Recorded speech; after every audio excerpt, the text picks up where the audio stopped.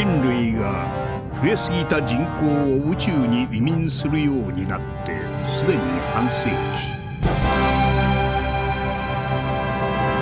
地球の周りには巨大なスペースコロニーが数百機浮かび、人々はその円筒の内壁を人工の大地とした。その人類の第二の故郷で人々は子を産み育て、そして死んでいった。宇宙世紀0079、地球から最も遠い宇宙都市サイド3はジオン公国を名乗り、地球連邦政府に独立戦争を挑んできた。この1ヶ月余りの戦いでジオン公国と連邦軍は総人口の半数を死に至らしめた。人々は自らの行為に恐怖した。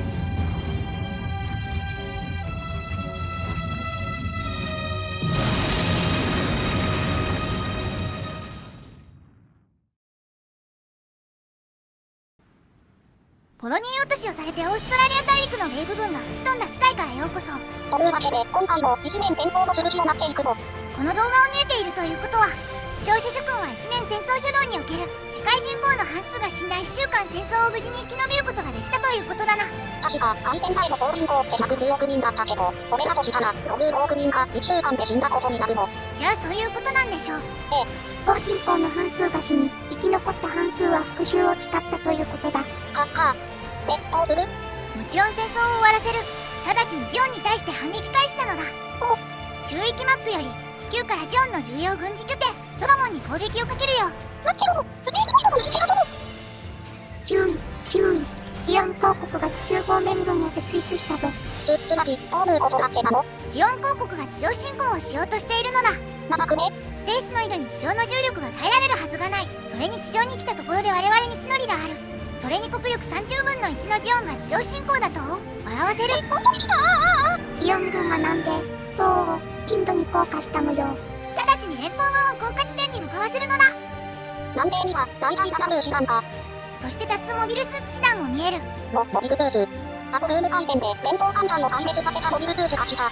弱腰になったって相手はこちらを降伏させにかかっているのだ。何としてでも侵攻を阻止するまでよ。降下から1週間でインドのデリーが敵の手に落ちました。ちょっと待て、半月でインドを批判したの。それに資源豊富な効果数も陥落してるし。どういうことだ？ジオンは国力何十分の1じゃないのか。セルーがジオンが自動進行を開始したら連邦側に地に変わるっていう話がどうだった？これはジオンのモビルスーツによるものなのだ。だとしたらこうする。このまま戦っても負けるの。安心しろ。我々にも考えはある。V 作戦。連邦軍のモビルスーツの開発計画なのだ。もう目には目を、モビルスーツにはモビルスーツをということか。そういうことなのだ。しかし開発完了から生産、師団の訓練完了まではまだまだ時間がかかる。それまでは何としてでも現状の戦力で耐えてもらう。耐えられるのか？敵の軍勢に。敵はインドから中東、黒海周辺、そしてスエズ運河を越えてアフリカに足を踏み入れています。さらには南米では連邦軍本部のジャブローに迫っている。今は79年4月、大体ジオンと降下開始から1ヶ月間。考えてる余裕があるなら前線でジオン軍の足止めをしろなのだ。敵がヨーロッパの重工業地帯を占領したらもう反撃できる戦力がなくなるぞ。訓練が終わっていない師団も旋回が下降になり次第順次前線に送る。それとアジアとアフリカからは絶対だ。ユーラシアと前線国を欧州方面に流すぞ。そんな中ついに V 作戦の国家方針が完了。ジャブローのモブラナでバフ国民精神が取り除かれ、また240日間モビルスーツとそれに関係する武器生産コストが半減します。直ちにモビルスーツの生産に入るぞ。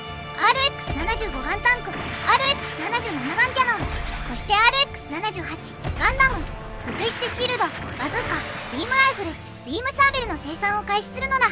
各国で作ってモビルスーツ師団を調整する。そしたら我々の装備は硬い。危険、敵シオン軍がジャブローの近郊まで到達してます。こいつらいつの間にこんなところまで。ただ相手の限界だな。ただの目視と残部機体だ。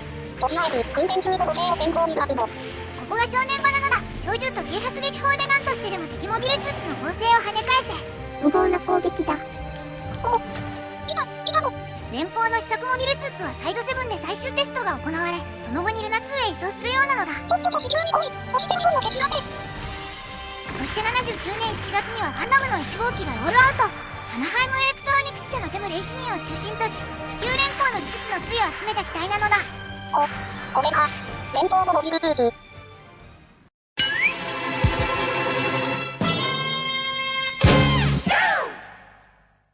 は言いつつもモビルスーツの戦線投入まではまだまだ時間がかかる。マジコーヒー。ここでコロニー落としの後遺症が消滅しました。ようやっとか。今まで資産の防御と七統制回復率が半減してたのだ。さらにジオン側の国民精神、地球降下作戦が消えたことでジオン軍の性能も前よりマシになりました。反撃の時が来たり、東欧と友情と自然地帯の奪還作戦を開始する。目標はオデッサ。本戦争において最初の大規模反攻作戦なのだ。オデッサ作戦。早速、地方機関が前線を突破。ジオン5マスが戦闘地域を急拡大したせいで、前線に機関が足りてないな。敵師団を包囲しつつ前進。同時に南米でも反撃を開始する。ジオンの連中を一人残らず地球上から撃去るの。東欧での反攻作戦開始より1ヶ月で当初の目標であったオデッサを奪還しました。凄まじいスピードで敵占領下の領土を解放していってるのだ。これもモビルスーツいらなくね。いやそんなことはないはず。とりあえず欧州戦線の師団はそのままロシアと中東インドの解放に向かわせつつガンダムを中心としたモビルスーツ師団を徴兵するのだ。なんだこの戦闘暴力。ジオンに対しての殺意はしましなのだ。これで戦闘正面から数見たのおかしいだろ。そして連邦軍実はモビルスーツ師団を一つ持っているのだ。そうなの。師団編成を変えたばかりで充足率半分程度だけどその連邦のモビルスーツの性能とやらを確かめてみるのだ。美人は南米戦線、敵は包囲下にあるもののモビルスーツと機構師団がいるよ。何気にこれか勝つとモビルスーツ同士の戦闘になるな。そしてあっけなく勝利。今これはすごいぞ。充足率が半分程度、地形がジャングル途中も切れかけている中で戦闘がすぐに勝利に終わった。ガンダムは我々の想定以上の戦果を上げてくれたのだ。訓練途中だったガンダム師団も訓練は中止、直ちに展開。いいのかこれで。モビルスーツの性能こそが勝敗を分ける要因。パイロットの技能なんて大した問題じゃないのだ。フラグかな。なんだ。モビルスーツの最終テストを行っていたサイドセブンにジオンの教習なのだ。今モビルスーツはとっくの昔に完成してるだろ。しかし教習してきたジオン軍はなんと15歳の民間人アムロレイが操縦するガンダムによって退けられたのだ。アムロ。私が私。その後ガンダムとその少年は教習用陸艦ホワイトベースに乗って地球連邦影響下の夏に到着。どうする。ホワイトベースのモビクリーンは民間人だぞ。まあここは戦えるのであればその民間人にホワイトベースの運用を任せてみるよ。今は連邦軍も正規の軍人を割り当てられないほどにはガタガタなのだ。彼らは生き延びることができるのか。どうか無事に地球まで来てくれ。そしてホワイトベースを民間人で運用し始めたことで師団の将軍にアムロレイを配置できるようになったのだ。アムロ君、昨日まで民間人だったが今日からはガンダム6師団を率いてくれ。正義の怒りをぶつけろガンダム。その後ホワイトベースは地球付近に到達したものの降下時にジオンの攻撃を受けて北米に降下したのだ。まあこの世界だと北米が伝統生息圏だしなんだ問題ないのでは。南米に直行するより北米から行く方がむしろ安全。宇宙世紀80年2月ジオンから連邦に主導権が移る中戦場は地上から宇宙へと移ろうとしているのだ。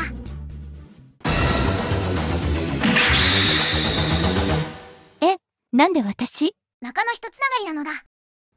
まず手始めに地球よりアムロ率いるモビルスーツ師団でジオンの軍事拠点ソロモンに攻撃をするよ。いいの間違え。本来ならもうとっくに1年戦争終わってるんだ。その後ソロモン防衛に当たっていた現地ジオン軍との激しい戦闘の末ソロモンに上陸。見てこれビブザム、ぶっ飛ばしてやる。しかしビブザムは全く出てこず。ジオン軍戦力の大半が地上にいる。よってソロモンには戦力が希薄なり。ジオン軍の代わりに出てきたのは黒い3年生と呼ばれるガイア、オルテガ、マシのモビルスーツ正体。ジオンの新型モビルスーツロブに乗って教習を仕掛けてきたもののアムロレイが乗るガンダムで返り討ちにしたようなのだ。もしかしたらアムロは本当にニュータイプなのかもしれない。もしニュータイプだとしたら現状のモビルスーツの性能では物足りない。直ちにニュータイプ専用モビルスーツの開発にかかるのだ。アレックス、駆動系の性能構造に加えニュータイプの高い感動速度に対応できる性能を持つ進化者か。ガンダムでさえジオン軍相手に性能を持て余しているのにこんなの開発したらジオンだけでなく全スペースポイントが萎縮しちゃうんじゃないか。アレックスの開発開始の裏では大量のジムの徴兵も開始。また1年戦争主導においてジオンの攻撃で壊滅したサイド2、ハッテの同胞団も連邦軍に合流。ジオンとの戦争に加わったのだ。お前たちは俺の盾となれ。それ言ったのサイド4の人なのだ。そしてついにジオン広告最後の軍事拠点アバーワ空に向けてアムロレイ率いるモビルスーツ師団が出撃。どうするこの戦争の終わる。あと一息だ。アバーワ空には多数の敵モビルスーツ師団を確認できるな。降りれるのかよ。批判部の連邦邦艦隊の応援に駆けつけています。グッド、自転艇、ちょっと嵐を言ってきますが。嵐、敵がある。上陸できたのだ。嵐が戦ったおかげだな。そんなことない。上陸できたらこっちのもの。わずか3師団にもかかわらず夜光貝の師団を蹴散らしていくのだ。そしてその後上陸から約1週間でアマワ空全土を占領。しかしジオン公国、未だに降伏せず。なぜか、シリーズの1年戦争だと、アマンワ空間爆とともにジオンが降伏しただろう。どうやらこの世界だとジオン本土のサイド3まで行かないといけないようだな。めんどくさいな。いや、むしろありがたいまである。ジオン本土でニュータイプ専用モビルスーツアレックスを投入して性能を確かめるのだ。確かに。サイド3、ジオンと電通には申し訳ないが、一点上となってもらおう。注意、注意。アレックスを開発しているホッツクッチにジオンの教習あり。なんで電通のモビルスーツ開発には、ナイトジオンとも同じ赤い軍だ。それよりもアレックスは無事なのか。敵の目論見が失敗し、アレックスはシャトルに乗せられてサイド6に飛び立ちました。サイド6？サイド6？ああ、モスナコロニーとかがあるところか。てかサイド6って中立コロニーでは？確かに中立コロニー。でも連邦の目的地もあるのだ。かっかえ。中立コロニー内にアレックスを運べばジオンにも気づかれないはず。そして師団設計でアレックス師団を作成。一部陸軍経験値不足でガンダムと並んだが十分評価されたな。アレックスの生産を進めつつテストパイロットでの訓練も同時に行うのだ。本当はなんだ？サイド6、リボーコロニーにおいて警察署に少年が駆け込み、ジオン艦隊がコロニーを核で攻撃すると訴えています。何がされたこと言ってるんだ。とは言いつつもサイド6は南極条約を批准しておらず、サイド6に対する核の使用は条約違反ではない。一応警戒しておくのだ。一応な。サイド6に向かうジオン艦隊を連邦軍が捉えました。あの子供が言ってたことが本当なのか？その後交戦した後にジオン艦隊は投降。敵艦を検査したところ核ミサイルを搭載していたことが判明。よかった。でもなんで子供は核攻撃されることを知っていたんだ。注意、注意。サイド6において再びジオン軍の強襲。あいつらサイド6まで追いかけてきやがった。アレックスはどうなったんだ？アレックスは強襲してきたザクとの戦闘の末に大破しました。嘘だろ、成功だとアレックスが圧倒してるのに？アレックスのパイロットはテストパイロットです。その上ニュータイプ専用の機体ですので、ニュータイプ以外の人が扱うにはピーキーすぎるかと。そういえば強襲してきたザク側のパイロットはどうなったのだ？アレックスとの戦闘時に死にました。どうする？アレックスが大破して戦争に投入するのにはさらに時間がかかるの。アレックスはもう諦めるのだ。実戦データが得られないのは残念だが、従来のガンダム師団だけでも十分すぎる戦力なのだ。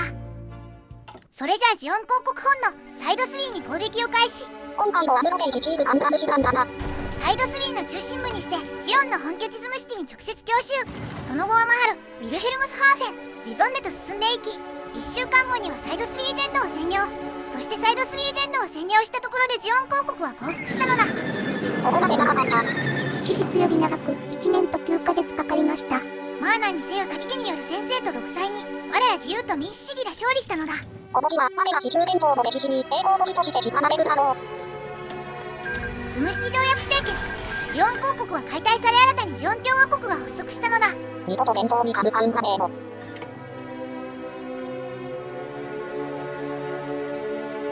この日、宇宙世紀0080。この戦いの後、地球連邦政府とジオン共和国の間に終戦協定が結ばれた。